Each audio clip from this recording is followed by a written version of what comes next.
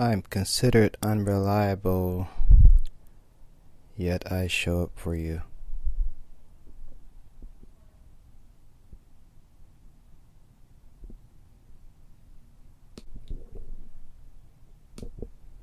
I'm unreliable, knowing that I don't have to be in your life, yet I put so much energy towards you without thinking twice.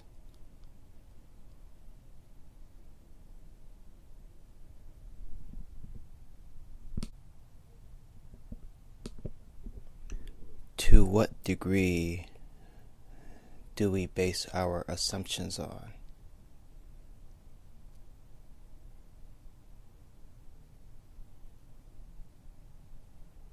How much time do we give ourselves to say this is what it truly is, instead of saying what it is before having a discussion about what it is and what it is not? It is important to have a discussion about what it is and what it is not. Otherwise, we will speak ourselves into many holes that we do not desire to go down. Every single word that we say can be dissected.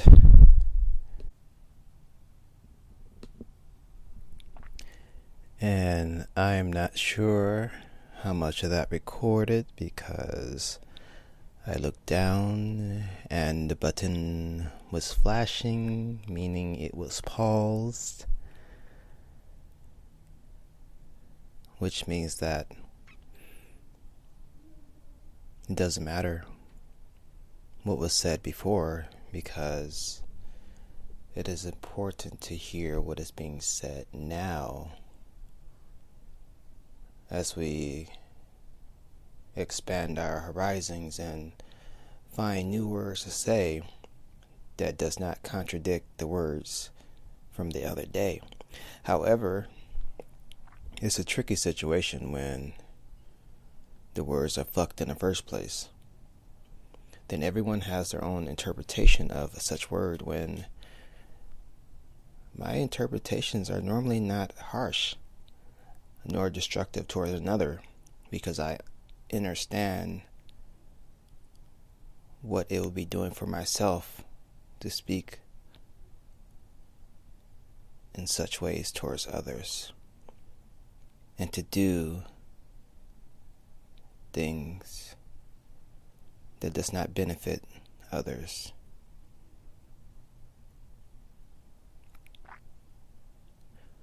Once we get into a higher level of living our lives, or an elevated state of consciousness, some may call it,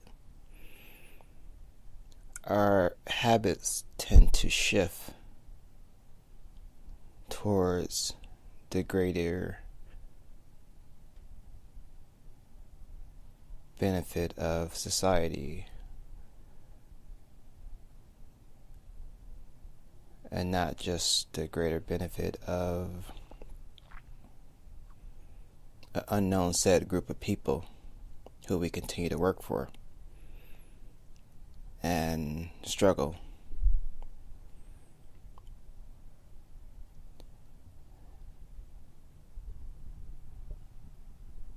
What the fuck are we doing?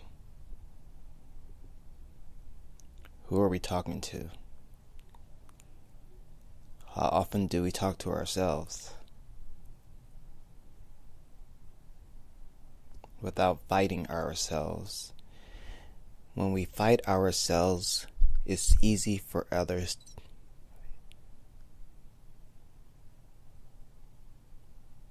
to be the recipient of that internal battle that we have with ourselves.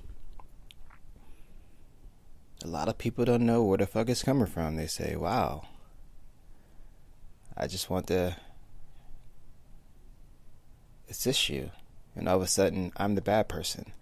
How does that work? It's because we have internal dialogues that keeps pushing us down constantly, telling us that we're not perfect, we're not good enough. It needs to be this way, that way, it's my way or the highway, so on and so forth. And when we have those internal dialogues, it feeds off into the rest of our lives. The lives we are wanting to build, the joy that we know that we deserve, the love that we know that we are promised just for being who we are.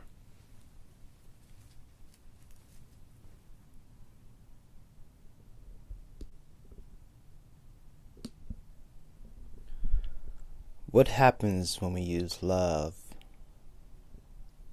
to call another person out on their shit?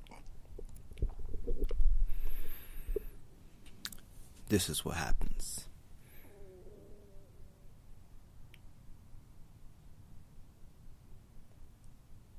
If a person is not ready to hear that, it creates an imbalance within their own hormones. That person don't know how to react. So it turns into anger, resentment, distrust, and some other things I don't feel like naming off right now. And so on and so forth.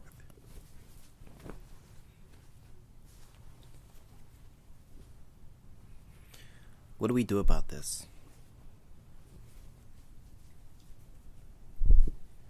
As an individual, it is not our responsibility to shift anyone. However, it is our responsibility to be true to ourselves and to not back down when someone decides to try to push back knowing they're wrong.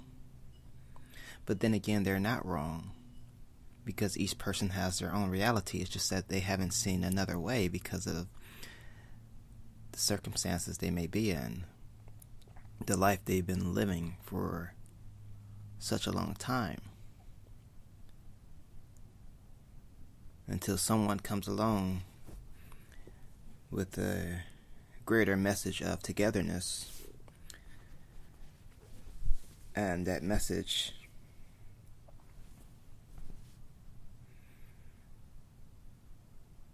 have yet to be heard through the ears of such individuals who are stuck in the past, who do not live in the now,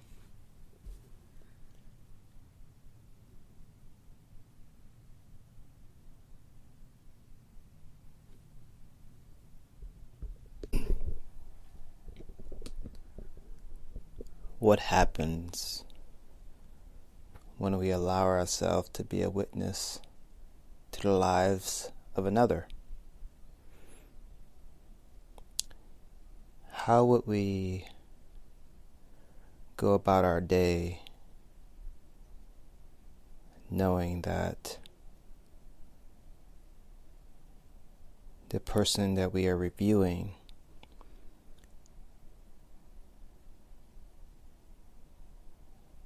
has a much difficult life than we ever expected?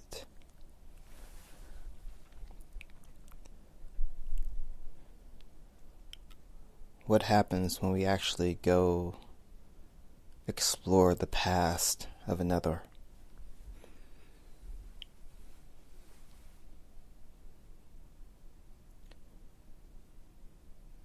What will it do for us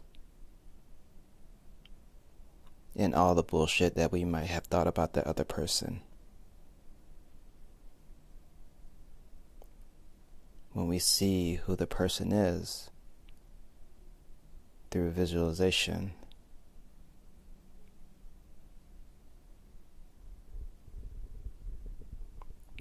what does it do for our ego? The one that wants to constantly beat the person down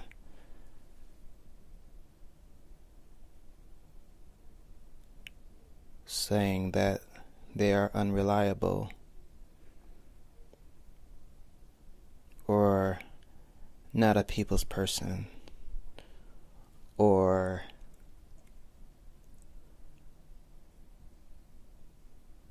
lazy or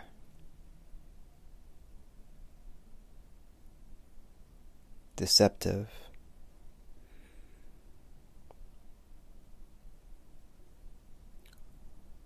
or a liar. What happens when we look at the past as a person using their social media, because that's pretty much what it is for now these days.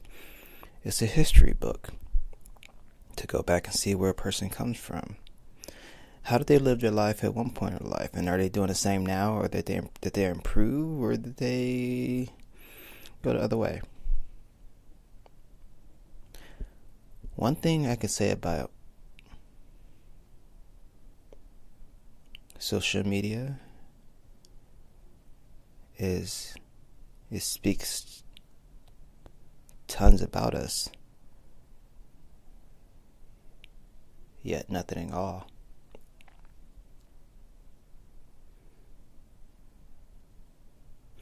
Are we willing to meet the friends of people that we know in order to see another side, to hear another side, to see the respect that other people has for the person?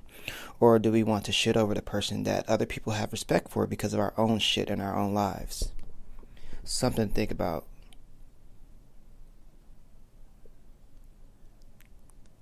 And a reason to pull our head out of our ass when communicating with someone that we love.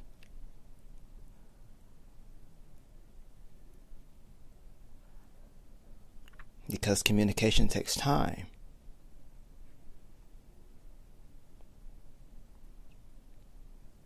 And we have to be willing to accept the fact that we don't know as much as we think we know. And there are some people that come into our lives that may have a greater knowledge than us in certain aspects of life.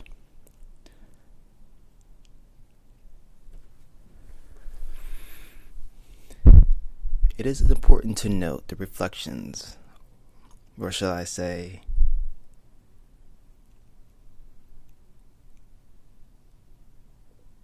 the changes of a voice. Is it calm? Is it fucking aggressive? Or is it neutral?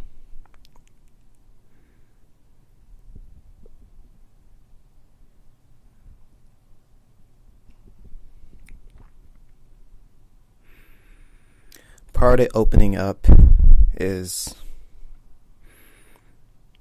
sharing the inner workings of myself. Because I know what the fuck I'm doing in my life. How many people are asking what I'm doing instead of telling me what I'm doing or what I'm not doing? Which is why it's all about being organically me.